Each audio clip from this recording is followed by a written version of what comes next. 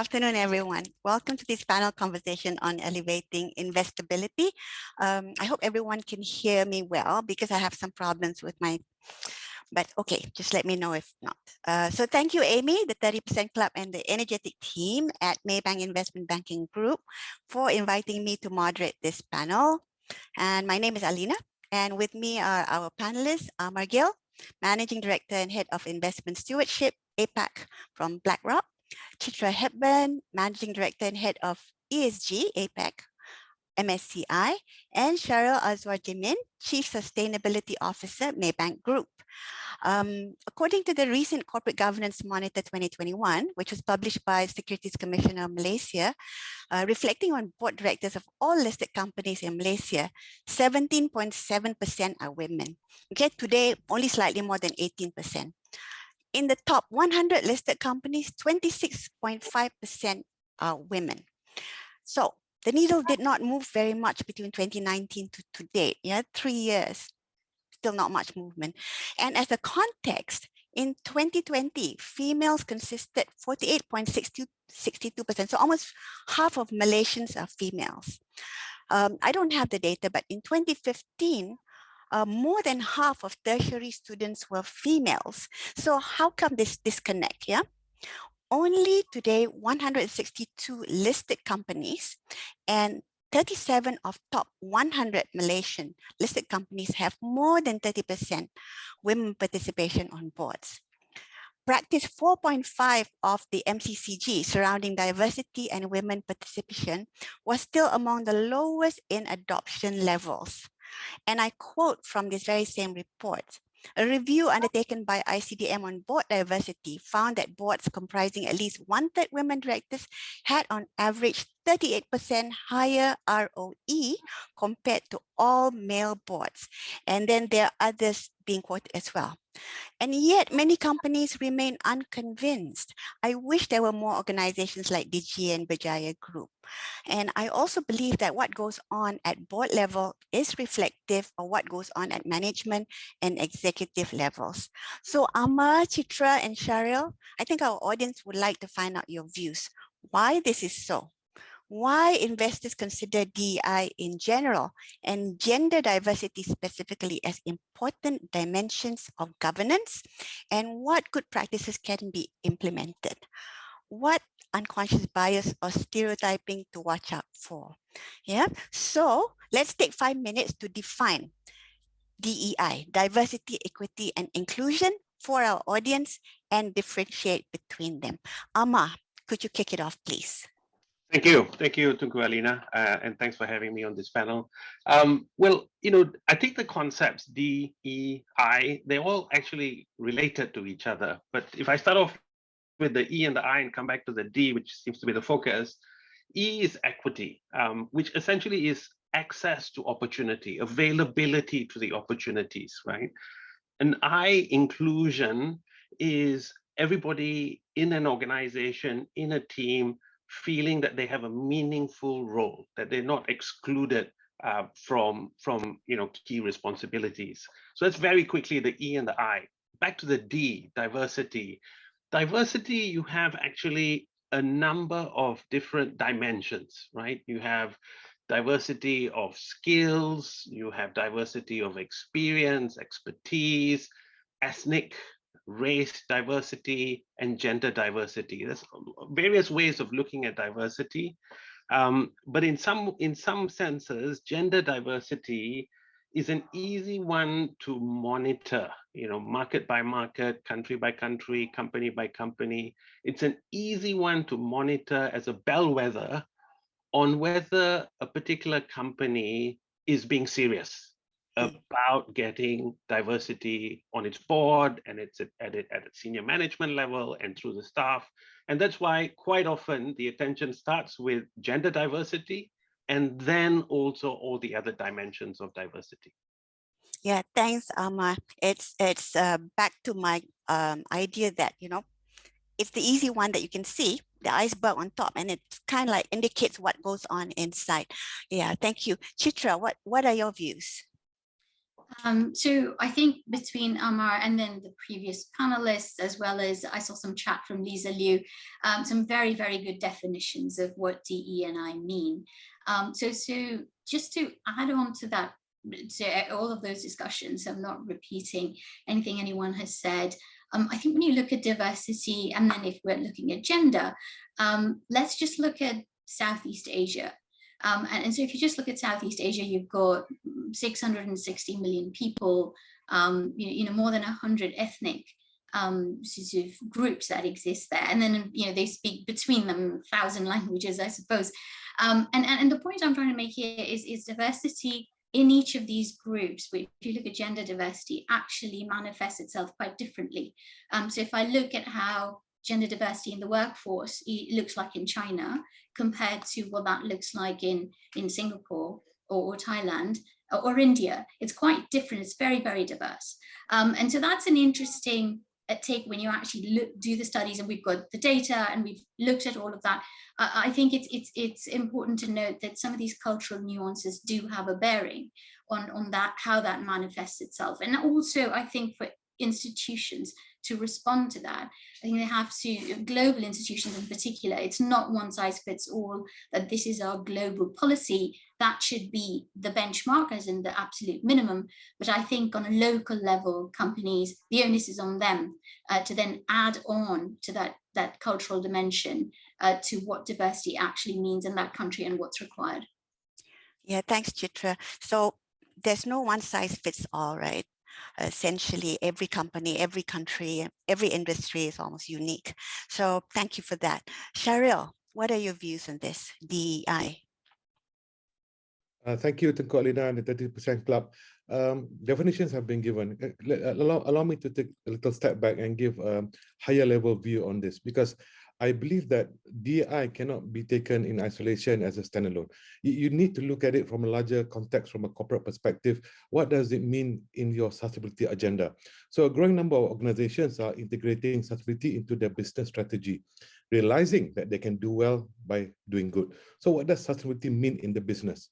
So generally, it would refer to doing business without negatively impacting the environment, community, or society as a whole.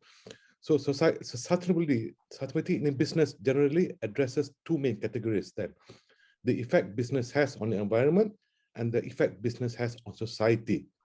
So the goal of a sustainable business strategy is to make positive impact on at least one of those areas. So when companies fail to assume responsibility, the opposite can happen, leading to issues like environmental degradation, inequality, and social injustice.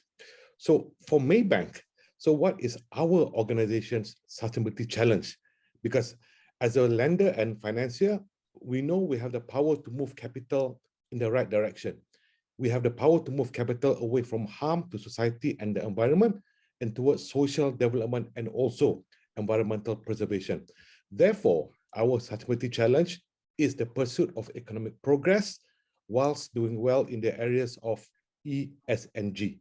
And this is where diversity, equity, and inclusion weighs in heavily as part of our social and governance agenda. So how much should it weigh in?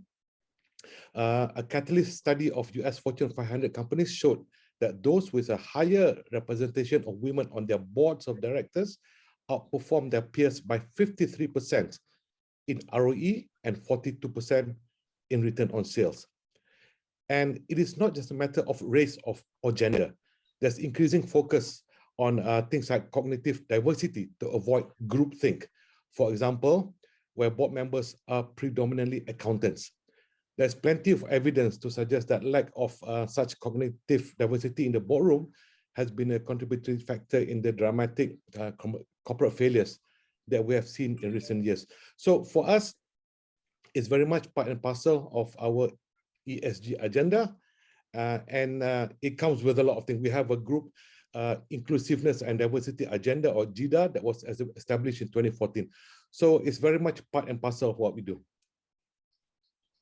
I like that, Shahril. You know, you were able to narrate how corporate purpose serves the sustainability agenda as well, and how it creates value for the organization as well as the community. So you're talking about how a community can thrive as well as how the organization can thrive. And I think that's very, very interesting. Thank you so much for that. Chitra, how does your organization as a rating agency, how does it incorporate this DEI in its review? So Shahril was talking about the company and how it looks like from within and how they fit themselves within the community and environment. But you're one of those agencies that's outside looking in. How do you review PLCs on this basis? How does DEI affect valuation and investability? I'll address the first part of your question, just to how do we actually do what we do, because it's unique to us and we have a methodology on which that's based. And so, you know, how we've approached it when we look at ESG ratings is we base it around financial materiality. And what that means is we're designed to look at the financial significance of ESG issues into a company's performance.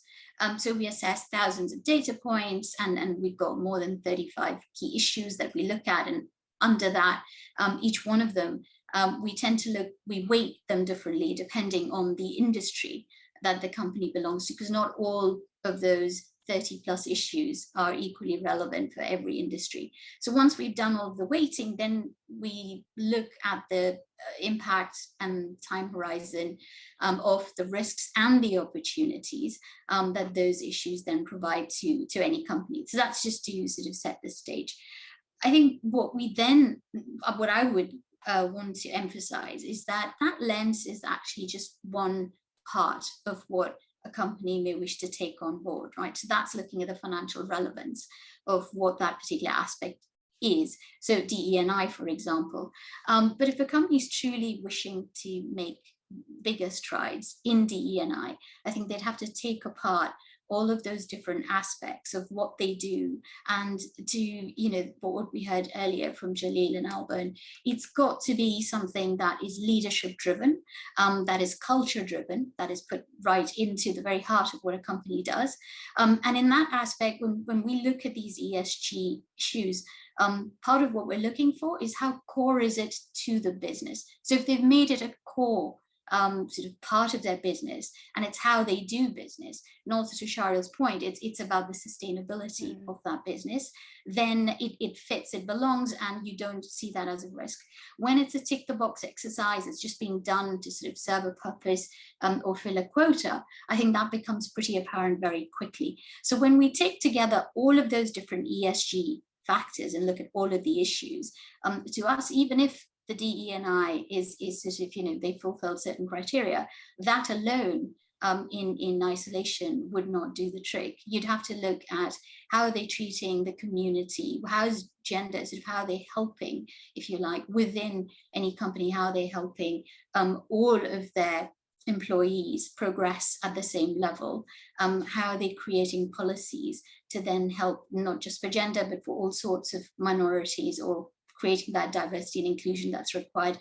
So we look at all of those different data points, and all of them are relevant by the time we come to some kind of a rating, if you like. So I'll stop here, because I think Amar and Shahril would also have a lot to add to this.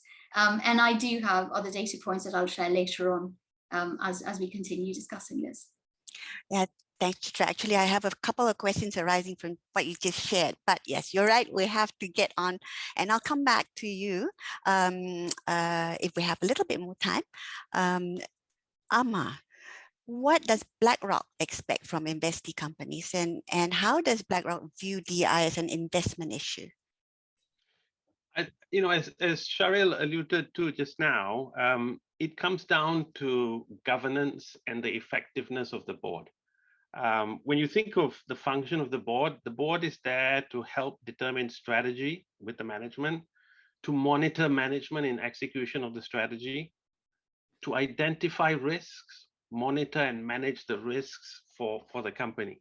Now, to play that role effectively, the most important thing for the board is to ensure that you don't have groupthink.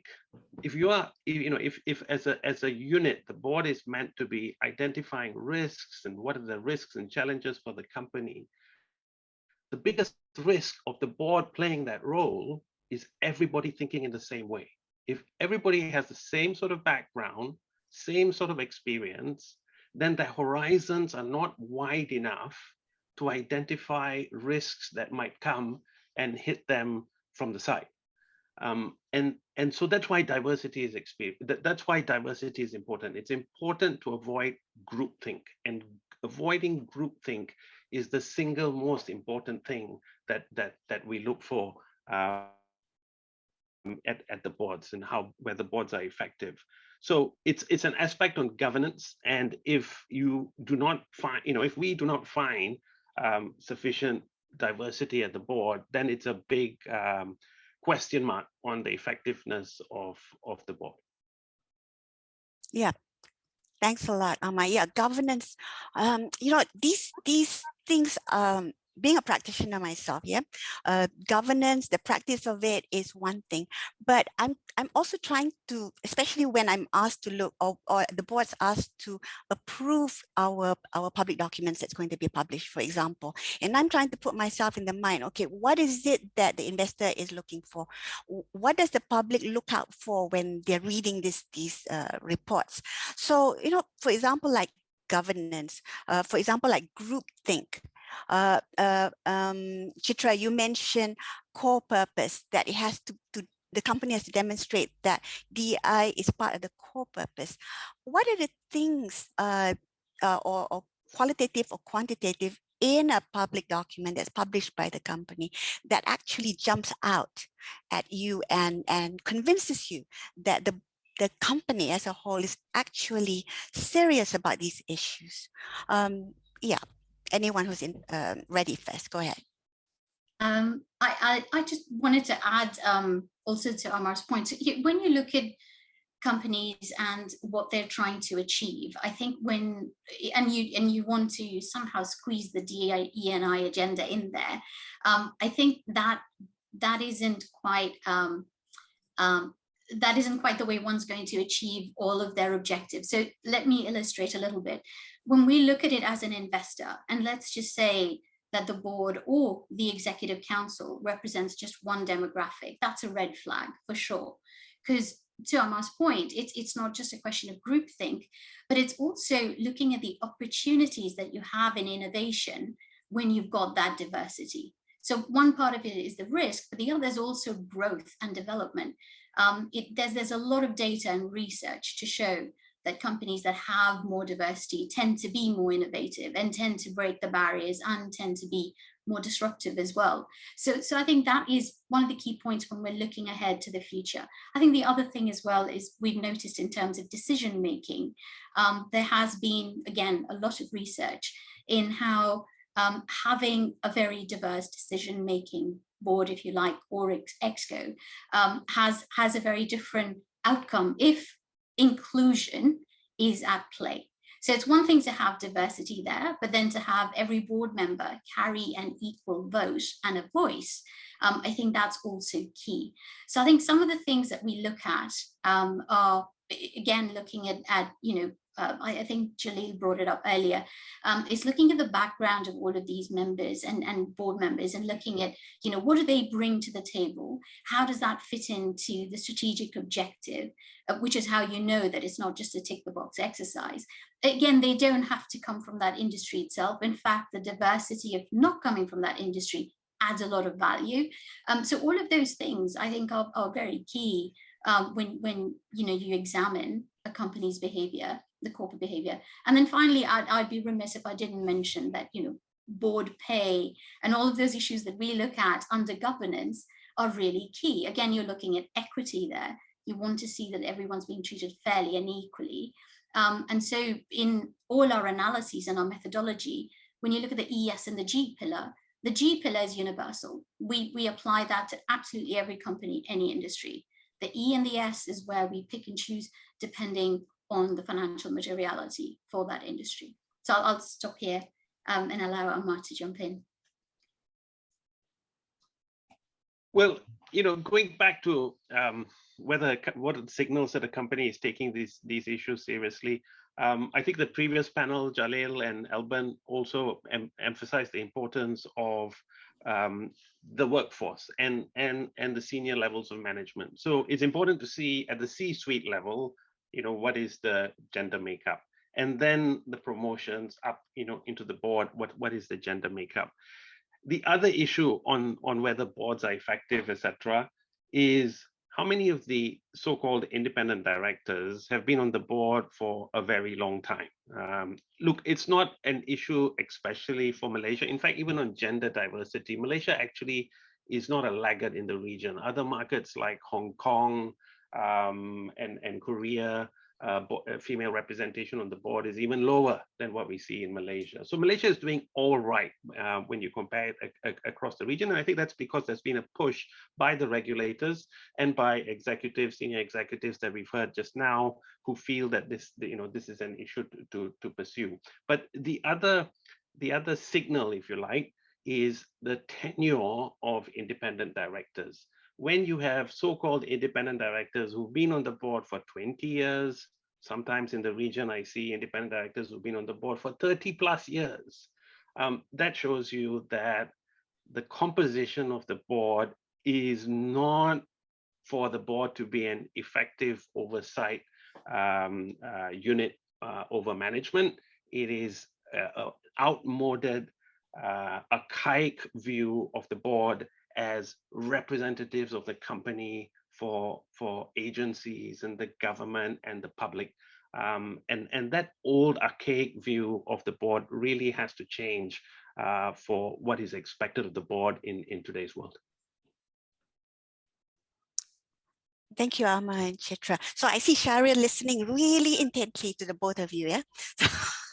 Thank you. Alina, if you can just take up a little bit from there. Yeah. Yes, Chitra has mentioned a lot about policy, and Amar has spoken a lot about governance. And if I were to take up from that, as much as I am a fan of the 80s and 90s, hoping for the best and expecting the worst is so 80s and 90s, right? So we need to have in place a framework. We need to have in place policies, and we need to have in place capacity building measures to align to those frameworks and policies. So in Maybank, we have a Sativity framework. We have a DEI policy that is in place. We have GIDA, which I mentioned earlier. And all this is reported by our group human capital internally. We have dashboards that are reported, talent dashboards and so on. And these are tracked religiously. So much so, for example, today, in top and senior management, women make up 41% of them in Maybank against the total population. Against mission critical positions, women make up 44%. And this is tracked every month to make sure that we're progressing and we are increasing this in a quality way and not just to make up the numbers. So having heard whatever is being said, I'm a big advocate of whilst all this is good, we should have a framework, we should have policies that are tracked and that are religiously implemented as part of a larger ESG plan, because this would then be accessible to investors, this would be accessible to the public, to the consumers, and so on. And in many instances, when these are tracked without even reference to you, and then you know that you'll be doing the right thing. So for the last 2 years, for example, Maybank has been rated AA by Morgan Stanley MSCI ESG ratings, and that's something which is a positive recognition. So and we don't know because that is done independently, right? But these are the things that I believe we should institutionalize to ensure that we have a robust ESG and sustainability agenda in place. Yeah, thank you. Yes, I think definitely the framework is important. The metrics, tracking and monitoring, always important. I mean, how else do you know that you've advanced? Time is running away from us. I wish we could have more time. There are many questions. So Chitra, I want to go back to something that you said and also fold it into one of the questions that's asked by our audience. Okay, so this question is about what advice can you provide to companies? I know you can't provide advice, so I will rephrase that. So basically, the question, I'll read it, is what advice can you provide to companies who are keen to integrate DEI within the organization but haven't quite yet taken the leap? So let me rephrase that into, in terms of ASEAN, what comes to mind in terms of best-in-class DEI practices? Can you give some examples that companies can take away and maybe apply? Yeah, absolutely. I can do that. So best practice. Say, I think there's different ways that, again, as I said, there's different countries that are going about it differently. But if I just take Malaysia, for example, and you look at Digi, I think they are here today, or attending as participants, and you look at their policies, you look at their maternity leave, which is like 6 months. Look at what they've done, for example, even for the visually impaired. On their website, they've got special sort of tools that allow the visually impaired to have the same experience or an equal experience. If you look at their training and what they do to mentor, as well as have some senior mentors, for example, again, for their workforce, I think all of those might feel like little things, but they add up and they make a huge difference. So when we did the Women's Empowerment Index for Japan, which was done for 2 reasons. One, Japan felt that there wasn't enough of their workforce that was going to be in large numbers in the future, and so they had to sort of attract women back to the workforce. Some of the metrics that we looked at when we did that index, to include companies that were best practice, where we were not just looking at board level, so we were actually looking at entry level, and then we looked at how long women actually stayed, what was the longevity compared to men, and why they left and how they left, and whether there were any programs to get them back. If you put all of these in place, again, when you're looking at interview process, is it 3 and 3? Do you have a diverse panel, and do you have diverse candidates to start with? Do you have all of these every step of the way that someone is progressing their career in your company? Do you have all of these metrics, and do you have these processes in place? I think those are pretty key, and again, they are little steps, but they can be done, and we do see them being sort of implemented in many parts of ASEAN. Again, if I look at a board level, Malaysia is doing extremely well when it comes to female directors. I think when it comes to sort of one level below, I think Thailand and Singapore sort of excel, sort of they're in their 30+ sort of level. And I think the other thing we look at as well is exactly that progression. So you start with, let's say, 50-50, and then how does that continue? How does that career progression continue? So I would say that would be key. I would also think that there are a lot of policies they can put in place that help women feel, I saw a lot on the chat here, there's the imposter syndrome, there's women who don't put their hands up enough. What can you do to encourage women to be part of that? And although I'm not a fan of quotas, I do think that one needs to give them a leg up to get started, and then they're off and running. So I think that encouragement is required, and not just sort of a gender-based encouragement. I think you've just got to look at who do you think is not speaking up loudly enough, but has everything that it takes to succeed. Thanks, Chitra. Yeah, I love your extension of how in Japan we know about the culture, and your index actually looked at this, and what shows is that it's part of a bigger purpose, isn't it? It's not just at corporate level; it's also at national level. So Amar, going to you, one of the questions asked here, because you're talking about dimensions, and you mentioned many dimensions of DEI, and there are 2 questions which I will combine. One question is, it seems as if we are looking at numbers more than competency of individuals. Should women be chosen as board directors at the expense of competencies?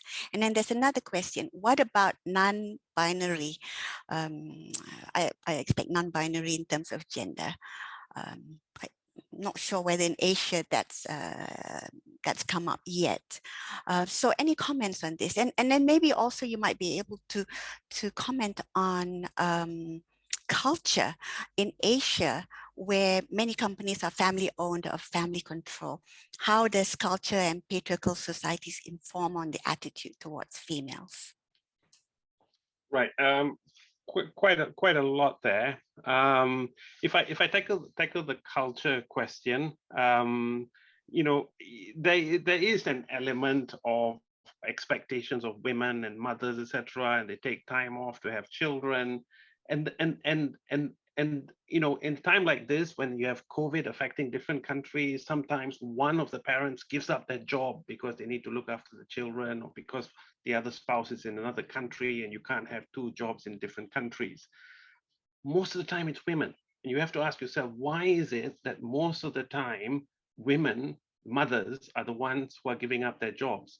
And it comes to the point I was making earlier, the DEI, it's all related. Equity, access to opportunities. Most of the time, it's the women who feel the opportunity cost is lower if they just give up their career for the next 2 or 5 years. But that shows that the E side of the DEI is still weak, and it's still something that needs to be worked on. The opportunity and access to move up the career progression is still something that needs to be worked on across the region. The other aspect of culture, and again, this is not specific just to Malaysia, but not often enough talked about in these discussions on diversity and female representation on the board, is the issue of sexual harassment. If you do not have a woman on the board, how comfortable are you, board members, that potential sexual harassment where the perpetrators are senior management, that the victims are comfortable enough to escalate this so that it becomes a topic that comes up to the board? If the board is all men, will the women escalate these issues? And I think the risk of sexual harassment being put under the carpet is a huge risk for companies that have all men boards. And that is also an aspect of culture that needs to be addressed. Mm-hmm.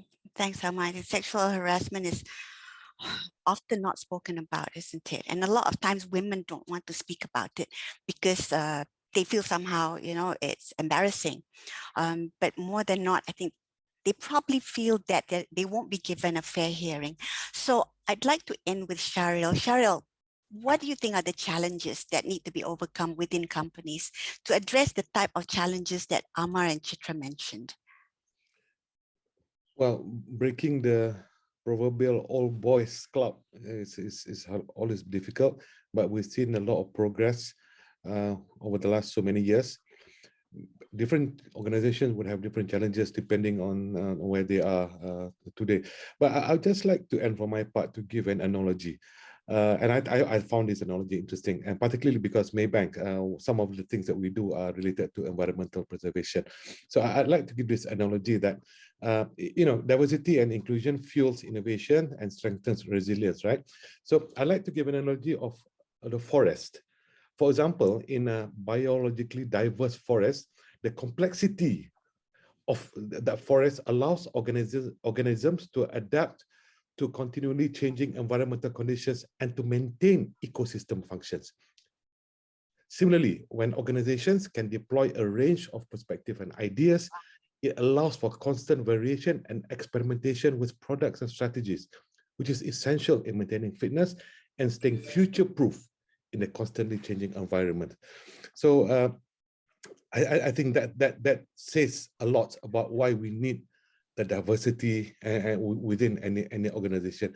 We've seen what happened in a complex forest system when you take out the prey, or you take out the parts of it, and it dies, right? And we have a lot to learn from nature. So that's something that I like to share. Thank you, Shahril. Thank you, three of you. I really wish we had more time, Amar, Chitra, and Shahril. So much to talk about, but I think it's time to wrap up now. So DEI dimensions, in particular, gender diversity, is a signal, as I must say, or bellwether to major institutional investors of the quality of decision making at board and management level. Groupthink and unconscious bias lead to blind spots, and these are risk management issues. It all goes into both quantitative and qualitative metrics under both S&G. Rating companies look at this, particularly, it informs on the sustainability of companies. Shahril mentioned that DEI matters make for stronger and more resilient strategic decisions and execution. And each industry, each company is unique. Good practices are varied. Women face structural barriers that hold them back. I think we all realize this. And there's a lot of glass involved. Yeah, glass ceiling, glass labyrinth, glass cliff, you name it. You look up these terms, Google it. A lot of glass is involved, and some ways for society to break through all this glass together and mutually benefit definitely include looking at board and management level composition. And then, of course, all those other things we talked about, policies, practices, even our customers and marketing campaigns. How do we promote visibility for equitable access to opportunities? Maybank shared with us some of their initiatives. And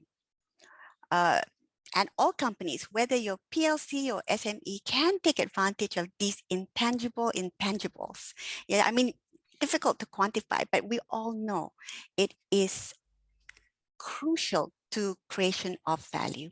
So I am convinced that there is a premium to DI on all levels. The bottom line as well is that women too must do their part and be willing to step up.